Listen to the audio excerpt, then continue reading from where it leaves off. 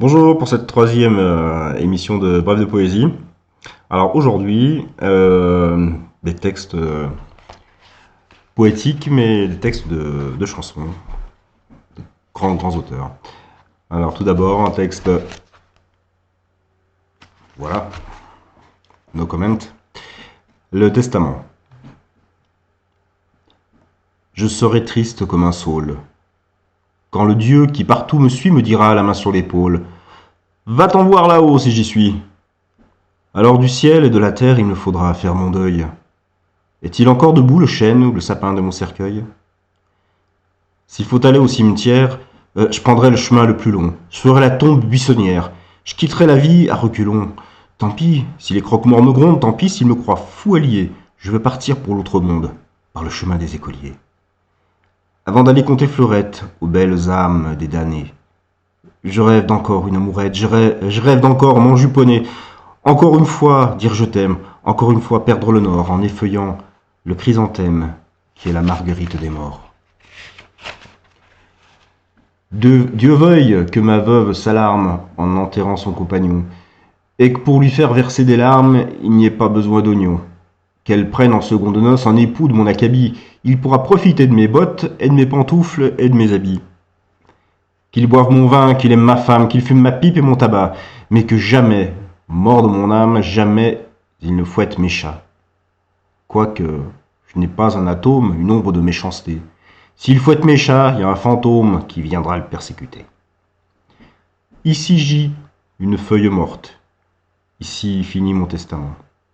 On a marqué dessus ma porte « Fermé, pour cause d'enterrement ». J'ai quitté la vie sans rancune. J'aurai plus jamais mal aux dents. Me v'là dans la fosse commune. La fosse commune du temps. Voilà. Merveilleux. De toute façon, ces beaux textes n'ont pas forcément besoin de se chanter, c'est clair. Et donc là, voilà. No comment aussi. Donc. Un texte assez dur. Quelque part, parce qu'il y avait quand même des textes qui étaient un peu misogynes. Jacques Brel, alors c'est sans doute son vécu, je ne sais pas, mais bon, une époque, ou bref. Mais bon, le texte est très très beau. Il y a juste un passage qui est un petit peu... on a un peu de mal à cautionner, mais bon. La ville s'endormait. La ville s'endormait, j'en oublie le nom. Sur le fleuve en amont, un coin de ciel brûlait. La ville s'endormait, et j'en oublie le nom. Et la nuit peu à peu, le temps arrêté, et mon cheval boueux, et mon corps fatigué, la nuit bleue à bleu, et l'eau d'une fontaine, et quelques cris de haine versés par quelques vieux sur de plus vieilles queues, dont le corps sans sommeil. La ville s'endormait, j'en oublie le nom. Sur le fleuve en amont, un coin de ciel brûlait. La ville s'endormait, j'en oublie le nom.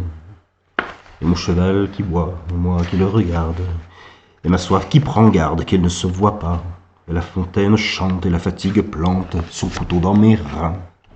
Et je fais celui-là qui est son souverain. On m'attend quelque part comme on attend le roi. Mais on ne m'attend point, je sais depuis déjà que l'on meurt de hasard en allongeant le pas. La ville s'endormait, j'en oublie le nom. Sur le fleuve en amont, un coin de ciel brûlait. La ville s'endormait, j'en oublie le nom. Il est vrai que parfois, près du soir, les oiseaux ressemblent à des vagues, et les vagues aux oiseaux, et des hommes aux rires, et les rires aux sanglots. Il est vrai que souvent la mer se désenchante, je veux dire en cela qu'elle chante d'autres chants que ceux que la mer chante dans les livres d'enfants.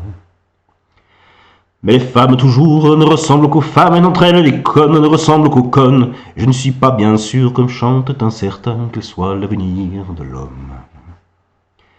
La ville s'endormait, et j'en oublie le nom. Sur le fleuve en amont, un coin du ciel brûlait. La ville s'endormait, j'en oublie le nom.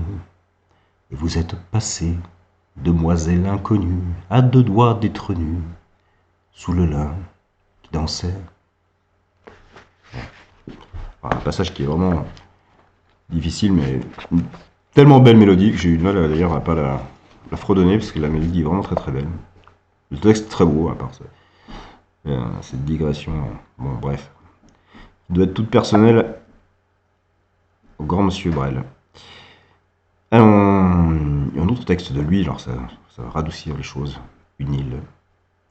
Une île au large de l'espoir, où les hommes n'auraient pas peur, et douce et calme comme ton miroir. Une île, claire comme un matin de Pâques, offrant l'océane langueur d'une sirène à chaque vague. Viens, viens mon amour. Là-bas ne seraient point ces fous qui nous disent d'être sages, ou que 20 ans est le bel âge. Voici venu le temps de vivre, voici venu le temps d'aimer.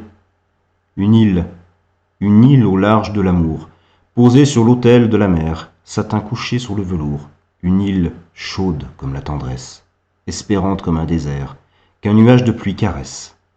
Viens, viens mon amour, là-bas ne seraient point ces fous qui nous cachent les longues plages. Viens mon amour, fuyons l'orage. Voici venu, le temps de vivre. Voici venu le temps d'aimer. Une île qu'il nous reste à bâtir, mais qui donc pourrait retenir les rêves que l'on rêve à deux.